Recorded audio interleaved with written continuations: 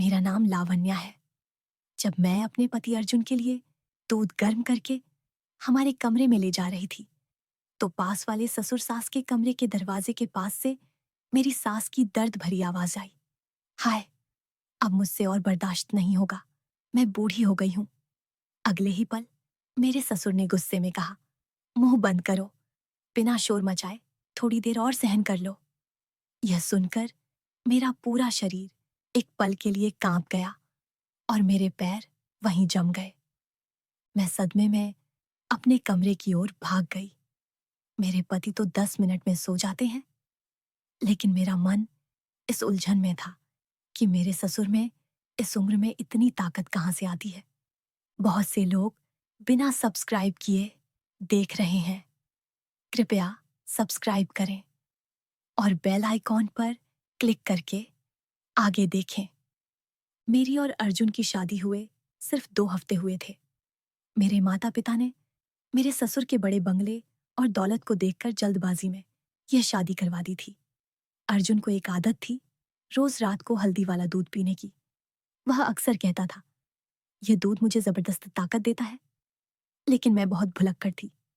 मैं गैर जरूरी बातों पर ज्यादा ध्यान देती थी और अक्सर यह दूध वाली बात भूल जाती थी। पिछले कुछ दिनों से अर्जुन ही मुझे याद दिला रहा था। उस दिन भी ऐसा ही हुआ। मैं दूध लाना भूल गई थी। अर्जुन गुस्से में चिल्लाया। उसका गुस्सा देखकर मैं डरकर रसोई में भागी और दूध गर्म किया। जब मैं वापस हमारे कमरे में लौट रही थी, तो ससुर सास के कमरे से फिर से आवाजें आईं। इस बार और भी साफ। सास कह रही थी, बस कीजिए, मुझसे नहीं होगा, आप तो किसी पहलवान की तरह हैं। और ससुर ने कहा, चुपचाप रहो, बस थोड़ा और। इस बार मैंने हिम्मत जुटाई और उनके कमरे के दरवाजे के पास जाकर कान लगाकर सुनने लगी। अंदर से आवाजें और तेज हो गईं। डर के मारे मेरे हाथ कांपने लगे और हाथ में दूध का गिलास हिल गया। मैं इस डर से कि कहीं आवाज ना हो जाए, तेजी से अपने कमरे में भाग गई। बिस्तर पर लेटने के बाद भी मेरे विचार दौड़ रहे थे। ससुर जी इतने शक्तिशाली कैसे हैं? मैंने अर्जुन से उनकी तुलना की। वह तो 10 मिनट में सो जाता है। शायद यह मेरा वहम हो। यह सोचकर मैं खुद को शांत करके सो गई। अगली सुबह जब मैं उठी, तो मेरी सास रसोई में बिना किसी शिकन के शांति से कॉफी बना रही थी। उनका चेहरा देखकर ऐसा लग ही नहीं रहा था कि रात में ऐसा कुछ हुआ होगा। उनसे पूछने की मुझ में हिम्मत नहीं हुई। वह दिन बीत गया, लेकिन मेरा मन बेचैन ही रहा। कुछ दिनों बाद मेरे ससुर ऑफिस से जल्दी घर आ गए। आते ही वह सास को कमरे में ले गए और दरवाजा बंद कर लिया। मैं खाना बना रही थी, लेकिन मेरा पूरा ध्यान उनके कमरे की तरफ ही था। खाना बनाने के बाद मैं उन्हें खाने के लिए बुलाने गई। दरवाजे के पास पहुंचते ही फिर वही आवाजें। हाय बस, मेरा दम घुट रहा है, मैं बहुत थक गई हूं, सास कह रही थी। ये सुनकर मैं डर गई और वापस रसोई में लौट आई। मैं सोचने लगी कि कहीं ससुर जी की इस जबरदस्त ताकत का राज कोई गुप्त जड़ी बूटी तो नहीं है। मैंने फिर से हिम्मत जुटाई और उनके कमरे की तरफ गई। आवाजें लगातार आ रही थीं। बस थोड़ा और, ससुर जी उत्साह से कह रहे थे। मैं दरवाजा खटखटाने में झिझक रही थी। तभी मेरी सास पसीने में लथपथ बाहर निकली। कमर पर हाथ रखकर वह बड़बड़ाई, उफ, ये कमर दर्द कब जाएगा? ये देखकर मैं अपनी हंसी नहीं रोक पाई। मेरी उत्सुकता और भी बढ़ गई। एक रात फिर से वैसी ही आवाजें आने लगीं। बस कीजिए, मुझे छोड़ दीजिए, सास कह रही थी। मैं चुपके से उनके कमरे के पास गई और खिड़की से झांकने की कोशिश की, लेकिन अंधेरे और पर्दों की वजह से कुछ भी दिखाई नहीं दिया। मैं निराश होकर अपने कमरे में लौट आई। वहां अर्जुन जाग रहा था। इतनी देर कहाँ थी? उसने सख्ती से पूछा। मैंने झूठ बोला, गैलरी में टहल रही थी। उसने मुझे शक की निगाह से देखा और कहा, अगली बार मुझे भी जगह देना। अर्जुन 2 दिन के लिए ऑफिस के काम से बाहर गया। मैंने सोचा कि यह राज्य जानने का यही सही मौका है।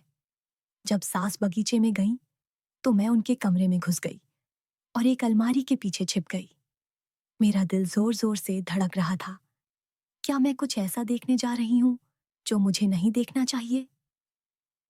ससुर जी कमरे में आए। मैं उन्हें घूर रही थी। वहां जो हुआ उसे देखकर मैं चौंक गई। तभी मेरी सास की नजर मुझ पर पड़ी। लावण्या, वह हैरानी से चिल्लाई। ससुर जी भी हैरान हो गए और बोले, तुम यहाँ क्या कर रही हो? घबराहट में मैं बड़बड़ाई, मुझे कुछ समझ नहीं आ रहा है। सास ने गुस्से में कहा, कल से हमारे कमरे में मत आना, वरना अच्छा नहीं होगा। सास का गुस्सा शांत नहीं हुआ, लेकिन ससुर जी ने उन्हें शांत कराते हुए कहा, लावण्या को क्यों रोक रही हो? उसका भी हक है।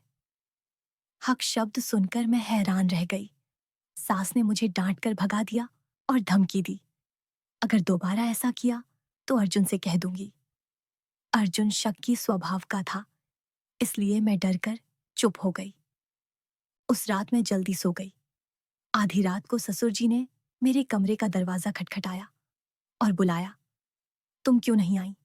प्रिया का डर छोड़ दो। मैं हैरानी के साथ उनके कमरे में गई। वहां वही सब चल रहा था।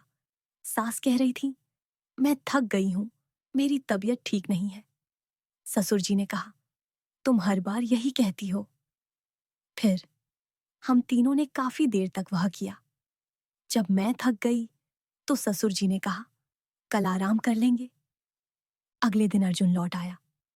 तुम्हारे बिना बहुत परेशान था, उसने प्यार से कहा। मैं उसकी बाहों में सुकून से सो गई, लेकिन मेरा मन ससुर जी के राज में ही अटका हुआ था। अब मैं हर रात अर्जुन के सोने के बाद उनके कमरे में जाने लगी। एक रात जब मैं लौट कर आई तो अर्जुन जाग रहा था। कहाँ गई थी? उसने गुस्से से पूछा। मैंने कहा, माँ के कमरे में कुछ काम था। उसके चेहरे पर शक और गहरा हो गया। कुछ दिनों बाद एक रात जब मैं ससुर सास के कमरे में थी, अर्जुन अचानक अंदर आ गया। हमें देखकर वह दंग रह गया। हम सब एक पैर पर खड़े होकर मंत्र जप रहे थे। सास ने समझाया, एक मान्यता है कि एक पैर पर खड़े होकर जाप करने से भगवान सारी इच्छाएं पूरी करते हैं। मैं जल्दी थक जाती हूँ, लेकिन लावण्या और तुम्हारे पापा घंटों तक ऐसा करते हैं। अर्जुन हंसते हुए बोला, मेरी लावण्या कभी नहीं थकेगी। उसने मेरी तारीफ की। फिर उसने सलाह दी, पापा, यह अंधविश्वास ठीक नहीं है। सच्चे मन से प्रार्थना कीजिए। ससुर जी भी मान गए। अब वे हर सुबह मंदिर जाकर पूजा करते हैं। हमारा घर हंसी और शांति से भर गया है। मुझे एहसास हुआ कि जिसे मैं राज समझ रही थी, वह एक अजीब पूजा थी। मैंने एक बहुत बड़ा सबक सीखा कि कभी-कभी जो हम सुनते हैं, वैसा होता नहीं है। हाँ, अब मैं हर रात अपने पति अर्जुन के लिए बिना भूले अदरक वाला दूध बनाती हूँ। ससुर जी भी कभी-कभी मुझे पूजा करने के लिए बुला लेते हैं। सब्सक्राइब करना और उस बेल आइकॉन पर क्लिक करना ना भूलें। एक और दिलचस्प कहानी में आपसे मिलने तक आपसे विदा लेती है आपकी दिव्या।